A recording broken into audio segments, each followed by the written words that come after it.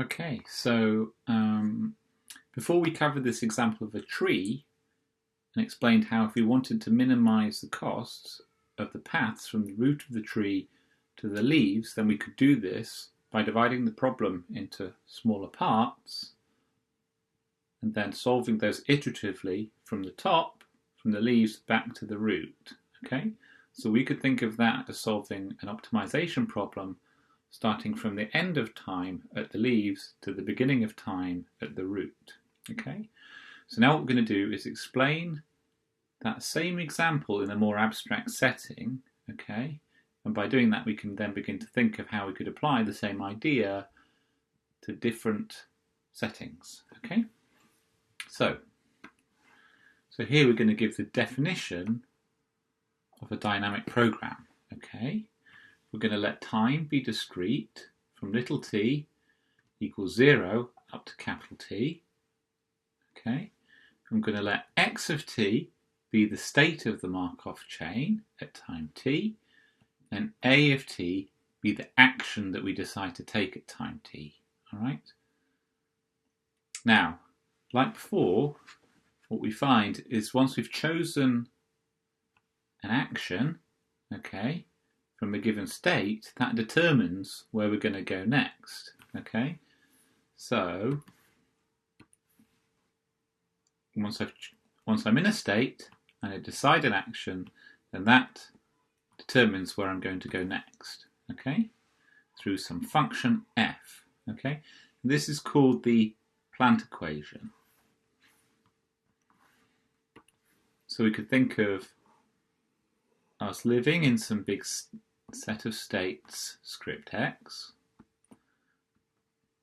Then, given where we are at time t, we take an action, and the action could be to go left, could be go to right, could be to go up, could be to go down. Okay, and then given the action that we take, that determines where we next end up. All right. Okay, and then we're going to consider sequences of actions over time.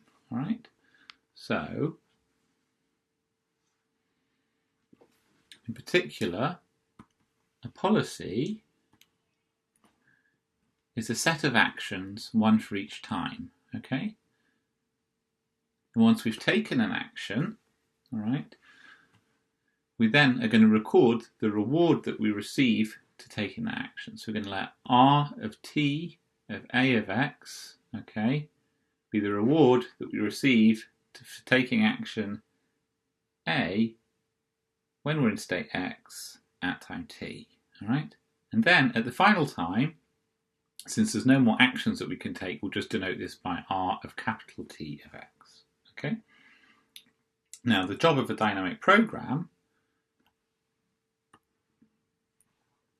here is to maximize the sum of the rewards. Okay, so we're going to sum up all the rewards from time 0 up to and including time t. All right, so this is going to be our reward function. Okay, and we're going to maximize that subject to the constraints that the plant equation is satisfied. And then the parameters that we want to optimize over are the sets of actions. Okay.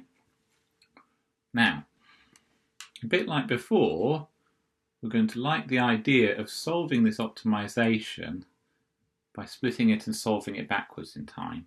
And then in order to do this, we're going to let r of tau of a be our objective function here, but started from time tau instead of t. Okay, so here r of tau of a, okay, is going to be the objective function where we do the sum from tau up until t minus 1. Okay, and r of little r of t of x of t of a of t plus r of capital T of x of capital T.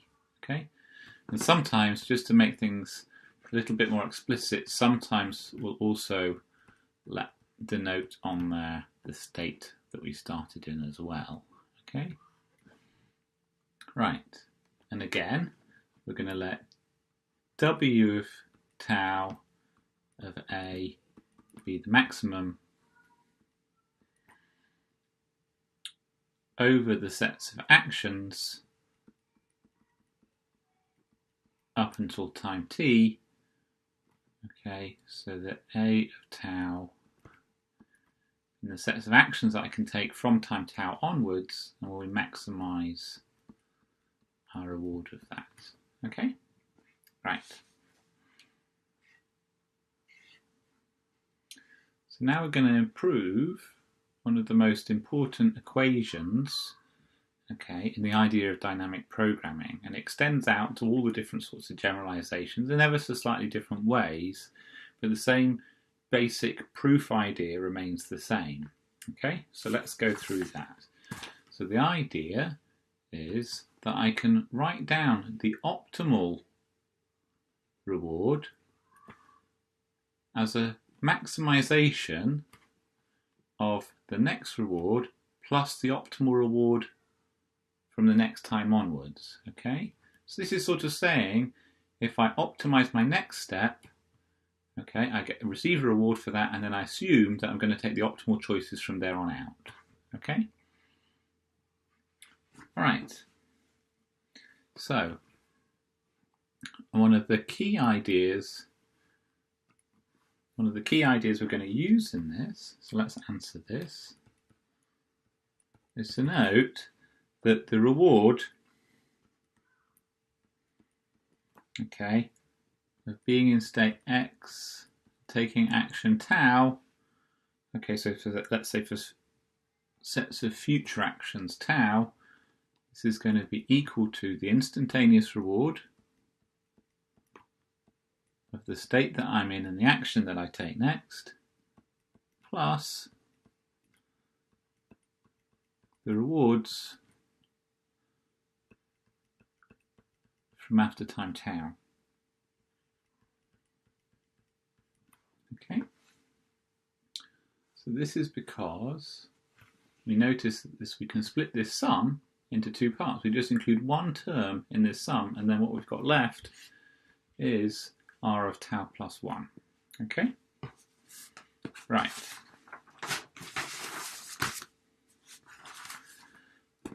So now let's let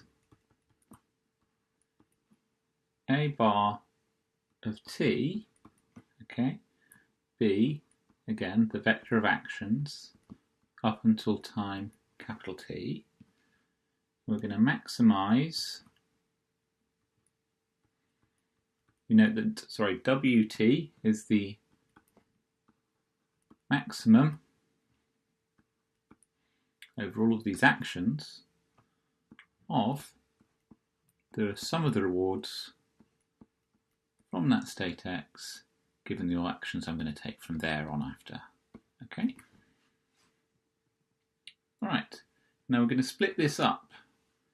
The first thing I can note is that this maximisation here, okay, is exactly the same as doing two maximisations. And where I maximise over the first action, and then I maximise over all subsequent actions. Okay?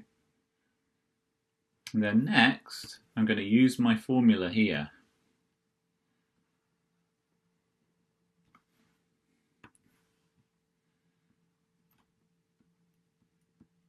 Okay, so I'm just substituting in this expression.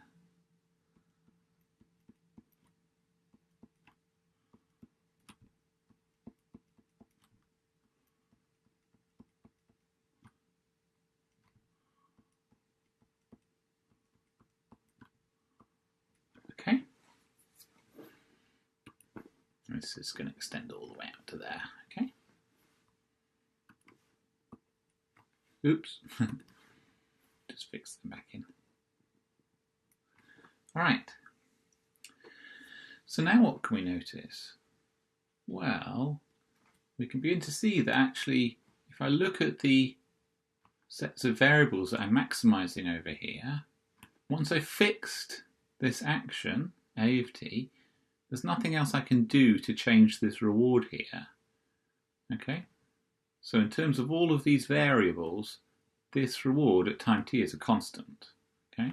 These can affect the future rewards, but they can't do anything about this present reward at time t. In other words, what I can do is I can take this maximization and move it over here. Okay, so let's do that.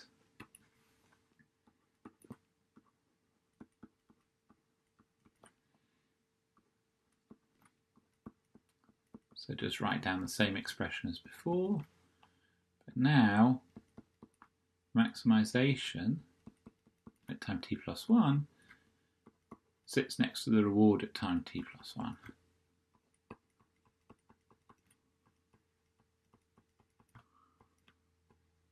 Right? Okay, and now what I can notice is I've got something that's exactly the same as what wt is equal to, but instead of being at time t, it's at time t plus 1. Right? So this guy here is really wt plus 1, sorry, let me tidy that up a bit, wt plus 1 at state x of t plus 1, alright? So I then arrive at the expression that I wanted at the beginning, that this is the maximum over the action that I take next, plus the reward I get if I was to take the optimal action thereafter. Okay? So begin to understand why this expression is the way it is. It's that the action that I take now affects this reward, but the actions that I take after don't affect this reward, and so I can optimize those. Right? And that's where this idea of this backward induction goes. I can optimize the action at time t minus 1, then once I've done that, I can optimize the action at time t minus 2, and thus work my way backwards. Okay? So what this optimization at the top has, okay, this dynamic program optimization has, is a kind of form of separability where certain variables, okay, do not affect each other, and so I can optimize part of the system subject to the other variables remaining fixed. Okay.